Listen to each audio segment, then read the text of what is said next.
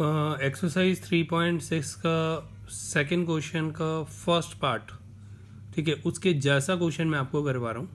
ये मतलब सेकंड का एक्सरसाइज का क्वेश्चन नहीं है, लेकिन उसके जैसा ही क्वेश्चन है, ठीक है। पहले क्वेश्चन का मतलब समझ लीजिए।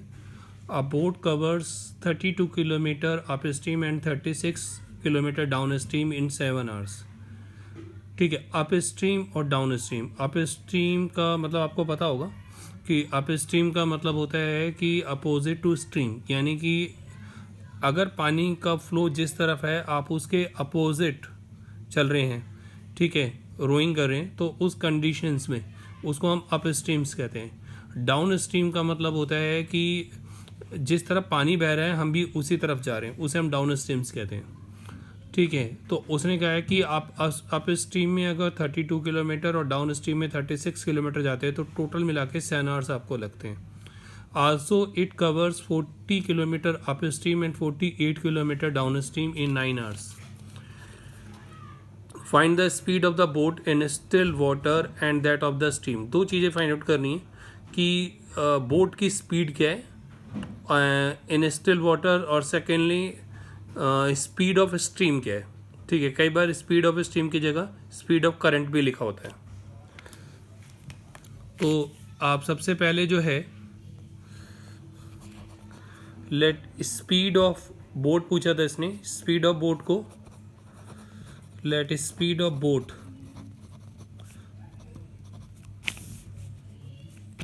इन स्टिल वाटर, इसको आप x किलोमीटर पर आवर मान लोगे। Second, let speed of stream, speed of stream, इसको आप y किलोमीटर पर आवर मान लोगे, y किलोमीटर पर आवर, ठीक है। इसके बाद जो है speed in down stream, speed in down stream. Down stream का मतलब मैंने बताया कि जिस तरफ जो है पानी का फ्लो है उसी तरफ आपकी बोट जा रही है, तो उस कंडीशन में जो स्पीड होगी बोट की वो इंक्रीज हो जाएगी, इसलिए x plus Y.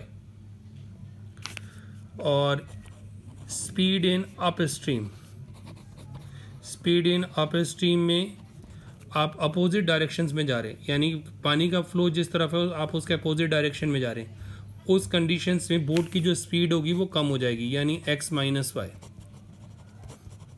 Kilometre per hour, kilometre per hour, ठीक है। अब जैसा क्वेश्चन में बोला गया उसके अकॉर्डिंग चलेंगे।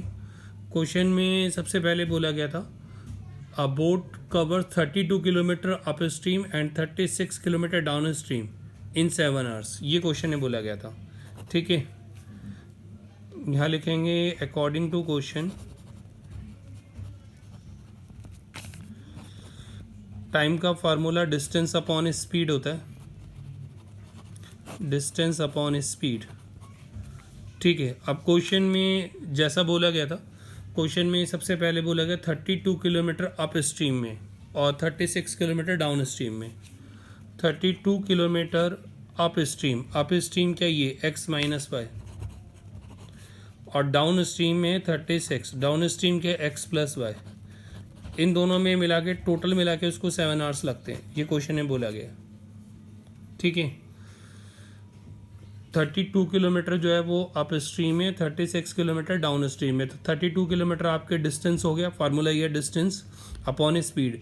स्पीड अप स्ट्रीम में जो स्पीड है, ठीक है, अप स्ट्रीम में जो स्पीड है वो x माइनस वाई है, तो आपने नीचे यहाँ पे x माइनस वाई लिख दिया।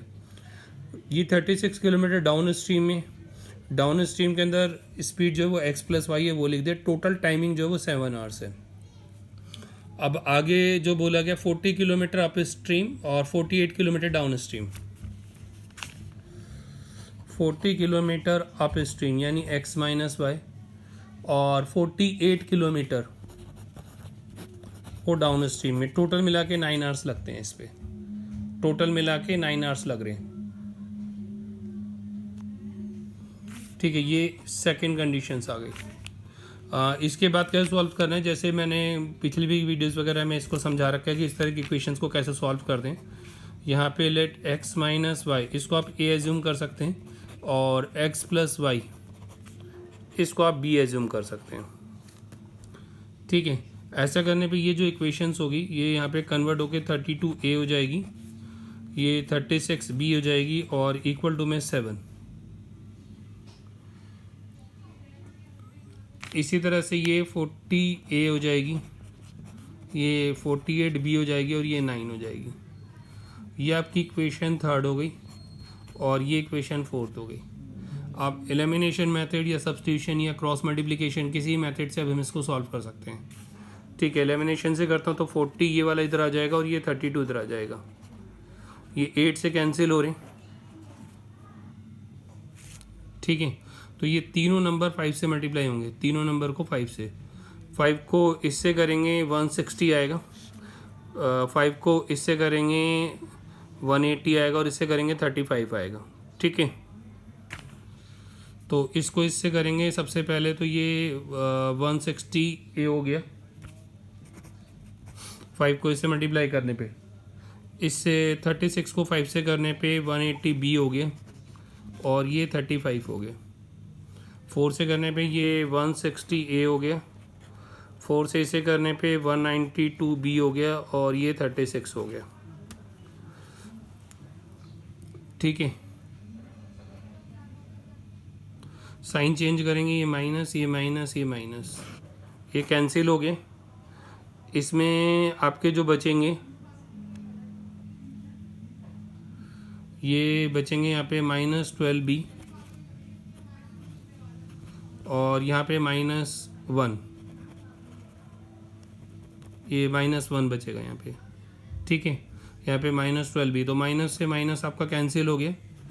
b की वैल्यू 1/12 आ गई आपकी, b की वैल्यू 1/12। अब b की वैल्यू को आप इक्वेशन सेकेंड या थर्ड किसी में पुट कर सकते हैं। यहाँ लिखेंगे by putting value of b in equation third या फोर्थ किसी में पुट कर सकते हैं। इक्वेशन थर्ड क्या थी? इक्वेशन थर्ड आपकी ये थी 32a + 36b = 7। इस इक्वेशंस को यहाँ नोट डाउन कर लेंगे, 32a + 36b = 7। b की जगह b की वैल्यू पुट कर देंगे। b की वैल्यू आपकी क्या आई थी? b की वैल्यू आपने यहाँ सॉल्व करी थी और b की वैल्यू आपकी 1/12 आ रही थी, तो यहाँ पर आप b की जगह b की वैल्यू 1/12 पुट कर देंगे, ये 7 आ गया। ठीक है, ये इससे कैंसिल हो गया। 32a 3 को 1 से मल्टीप्लाई करेंगे 3 आएगा इक्वल टू में 7। 32a 7 - 3a 4/32 यानी 1/8 आ गया। लेकिन आपका क्वेश्चन जो आपने एज्यूम करा था वो x और y के ऊपर था, तो उसके हिसाब लिख लेंगे। बट आपने जो एजम्पशंस करी थी, एजम्पशंस क्या करी थी आपने? एजम्पशन करी थी 1/x - y को a माना था और 1/x + y को b माना था, इसे ही आप यहाँ लिख लेंगे। 1/x - y इसे आपने a एज्यूम करा था और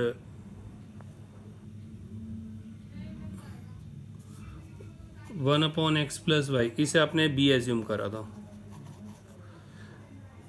इनकी जो वैल्यूज़ है उसको पुट कर लेंगे। a की जगह a की वैल्यू जो कि 1/8 है, b की जगह b की वैल्यू आपकी 1/12 आई थी। इसको क्रॉस मल्टीप्लिकेशन से सॉल्व कर लेंगे। ये x - y क्रॉस मल्टीप्लिकेशन कर रहा हूँ तो 8 आ गया, ये इक्वेशन आपकी फिफ्थ आ गई। इसको क्रॉस मल्टीप्लाई करेंगे x + y = में 12 आ गया, ये इक्वेशन सिक्स्थ आ गई। इसको सॉल्व करेंगे, साइन चेंज करने की जरूरत नहीं है, ये कैंसिल हो गया, ये आपका 2x आ गया और ये 20 आ गया। x की वैल्यू 20/2 यानी कि 10 आ गई। अब x की वैल्यू को इक्वेशन फिफ्थ या सिक्स किसमें पुट कर देंगे? By putting value of x in equation fifth. Equation fifth ये x - y = 8, तो x की वैल्यू आपकी 10 आई है। ठीक है, x की वैल्यू आपकी 10 आ रही है। 10 8 को लेंगे -8 और y को उधर लाएंगे +y यानी 2 आ गई y की वैल्यू। ठीक है, इसके बाद स्टेटमेंट लिख के ही क्वेश्चन को आपको ख़त्म करना है। तो आपने स्पीड ऑफ बोट उसको x माना था, speed of boat in still water,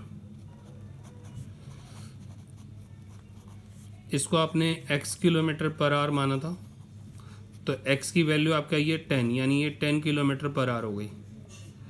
और speed of stream, speed of stream उसको आपने y किलोमीटर पर आवर माना था, y की वैल्यू आ गई 2 किलोमीटर पर आवर। ठीक है, तो ये पूरा क्वेश्चंस है।